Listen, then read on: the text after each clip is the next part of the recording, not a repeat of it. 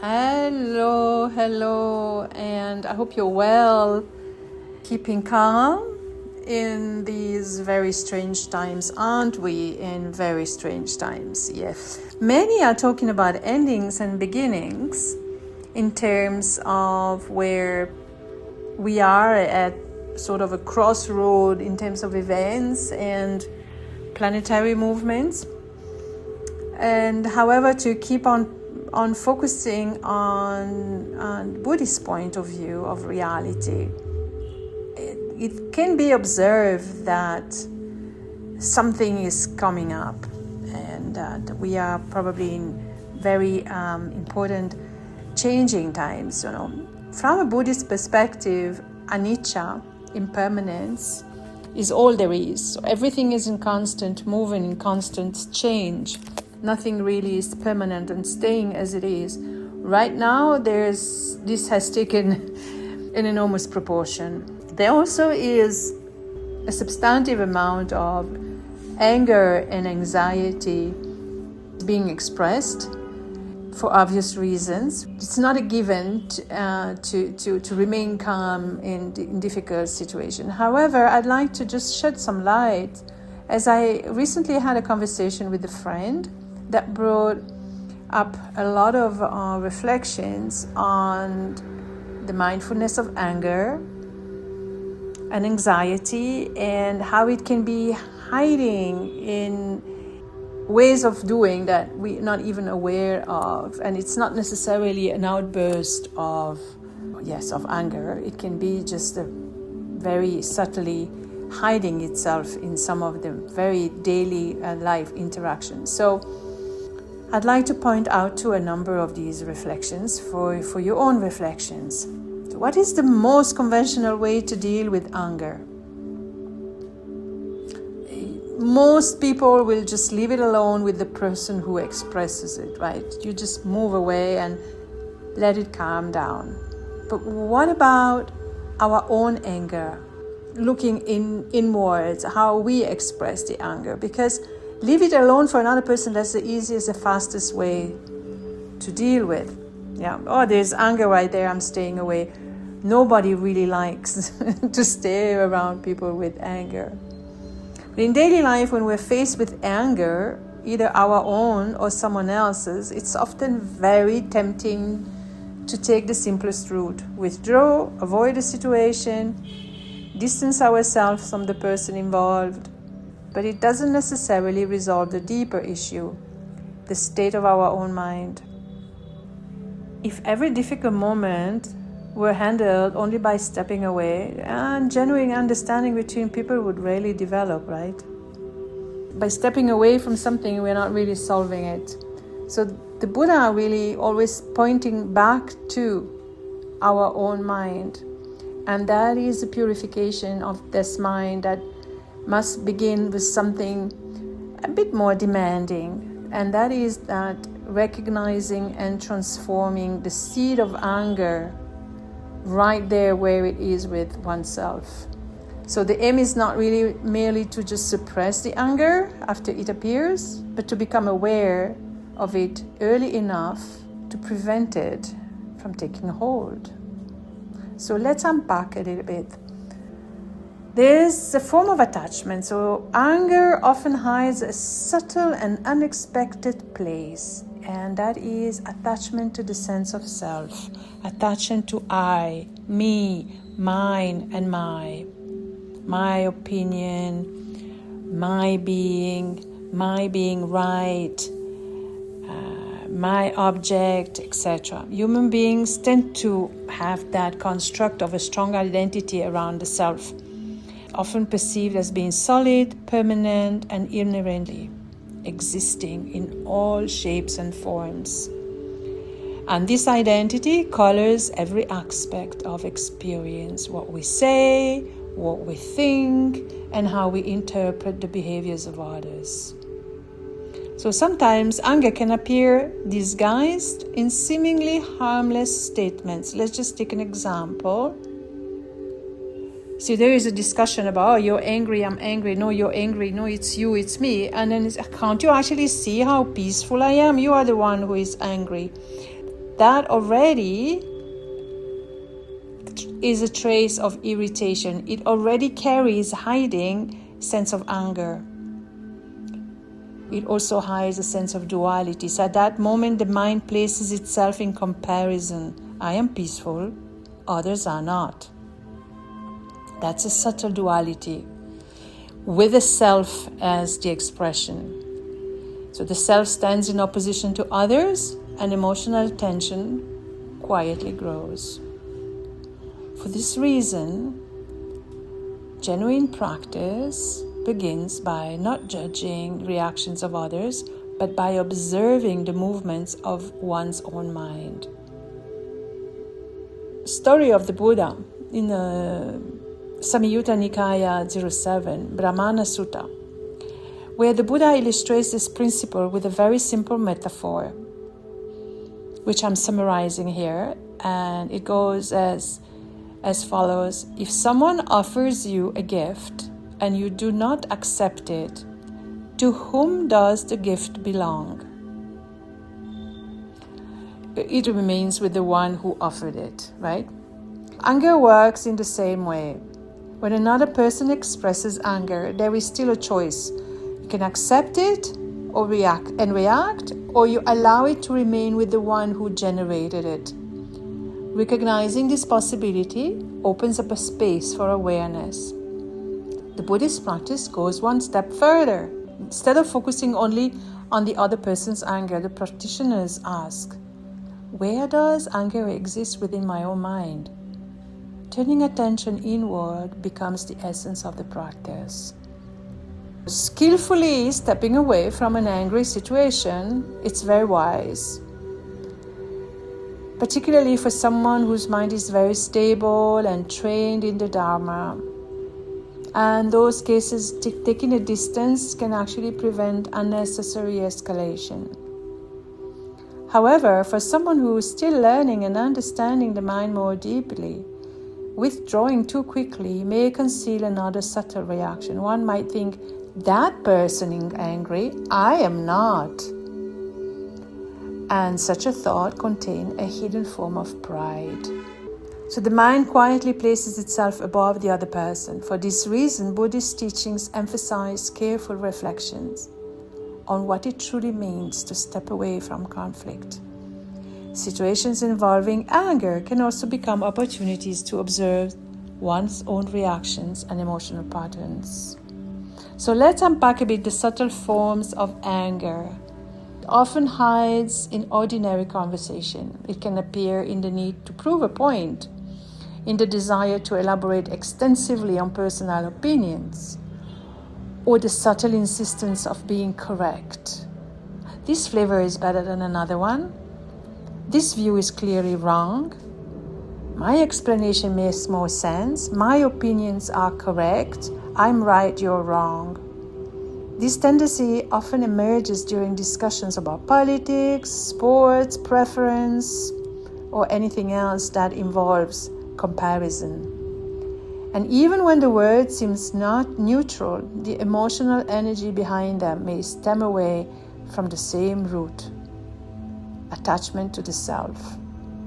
The mind continually repeats its central narrative. I think, I believe, I say, I'm right, I'm like this. And the self becomes something that must be defended and reinforced. Yet, Buddhist philosophy regards this solid sense of identity as ultimately illusory. From this mistaken perception arises many of the emotional disturbances that trouble the mind. Let's take another analogy or another method often used as a teaching, and it's also called an upaya, which is a skillful means to point out to something. And you may have heard the story of the finger in the moon.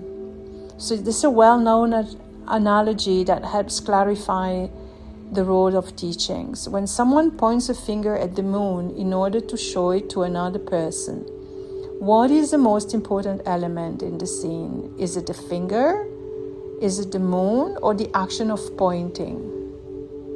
The finger is a guide, the real purpose is to see the moon itself. In the same way, explanations, discussions, and teachings are simply pointers. Their purpose is to guide the mind towards direct understanding. So in this attachment to the sense of self, we can unpack it further and point at the 3 poisons at the center of the wheel of life. In Buddhism symbolism, the entire cycle of conditioned existence, or so-called samsara, is represented by the wheel of life, and at its center lie the mental forces that keep the cycle turning, the 3 poisons. These 3 fundamental mental afflictions are greed or attachment, hatred or anger, delusion or ignorance. They are traditionally depicted as 3 animals chasing each other. The pig is delusion and represents confusion and fundamental misunderstanding about reality. It symbolizes the inability to see things as they truly are, particularly the mistaken belief in a permanent, independent self. Then there is a snake. The snake symbolizes aversion and hostility. Just as the snake strikes quickly when threatened, anger rises rapidly when the ego feels challenged or threatened. And then there is a rooster, or greed, or attachment. The rooster represents craving and grasping. It symbolizes the mind tendency to pursue pleasant experiences and cling to them. These 3 animals are usually shown biting each other's tail, indicating that each poison feeds and reinforces the others. Ignorance gives rise to attachment and aversion. Attachment and aversion further deepen ignorance. The placement of the animals at the center of the wheel of life reflects a profound insight. The external world of samsara is shaped by internal mental states. If greed, anger, and delusions dominate the mind, suffering continues. If these poisons are gradually understood and transformed, the cycle begins to loosen. This is for this reason that the Buddhist practice emphasizes self-observation and inner transformation rather than blame or judgment directed toward outside. Where do we begin whenever anger arises? So what a question can we ask ourselves? Because everyone possesses these tendencies, right? No practitioner is entirely free from them from the beginning. Recognizing this shared condition encourages humility and patience, because we all have that. But then when we want to work on ourselves, transformation occurs gradually and just through continuous awareness of how these mental patterns arise in everyday life. So every conversation or disagreement or moments of irritation are opportunities for practice. Always ask essential question: where does this begin with my own mind? From that moment of recognition, genuine transformation can start. It's very easy at the moment to blame everything on what's going on that is not from our agency, right? International events at the moment that can give rise to this kind of thought. So that's the reality out there. But what can I do? Does anger and anxiety change anything? Where does my anger or where does my anxiety about this event come into place in my reality? So there are many ways to ask ourselves questions. First of all, are we able to change that? No. We have to live through it. So what am I ready to let go so that I'm not getting angry and I'm not letting the reality take the course and come into me? What am I attached to that I can let go? What is that really disturbs me? That there is suffering? Yes, that's a fundamentally noble truth. Can I have a better opinion than the others about certain things? Maybe my opinion is better, but does it change anything? No. So can I have a cynical approach about it? That's also a sign of anger. Can I continue to be irritated by what happens? Yes, I can, but it doesn't serve anything. There's also very often an argumentative attachment to these views. Debating, I am right, these guys are wrong. Can't you see that? So there's a lot. And we can't do anything. We can only work on what's available to us. So I really recommend that we remind ourselves of this story. One monk who was imprisoned by Chinese over more than 30 years. And when he was asked what he feared most during his captivity, he unexpectedly answered, not torture or death, but the danger of losing compassion for his jailers. Because his response challenges instinct. When there is a situation of tragedy, it's very easy to quickly go and breed the three poison: greed, hatred, and delusion. Instead, develop bodhicitta and develop compassion is essential and so difficult. So in the face of injustice, and anger feels really natural and protective. But then there's a risk of losing compassion. Hatred and anger narrows the perception and sustains a conflict, while compassion allows for a broader and more stable response, even in adversity. It does not imply passivity. It distinguishes between the inner state and outer action. One can resist firmly while maintaining a mind free of hatred. And this separation preserves clarity and prevents the escalation of suffering within oneself. So to help others, we can't suffer ourselves. We have to be free from suffering and be able to look at the suffering of others and help. We cannot, while suffering, suggest others how not to suffer. So there's a very subtle way there where we, by developing compassion, we actually go a step further. So modern psychology and compassion-based practices, they echoes this insight, and they describe the incidence of reduced stress reactivity and improved emotional regulation. There's a reframing of resilience there, because strength is not only endurance, but it's the ability to retain openness and clarity under pressure. And that will be my last point. Maintain openness and clarity under pressure. And for that to happen, we need to work on our anger and how we express anger. So if you want to have a look at my articles about these two topics, you can have a look on the links below. I wish you well. Thank you.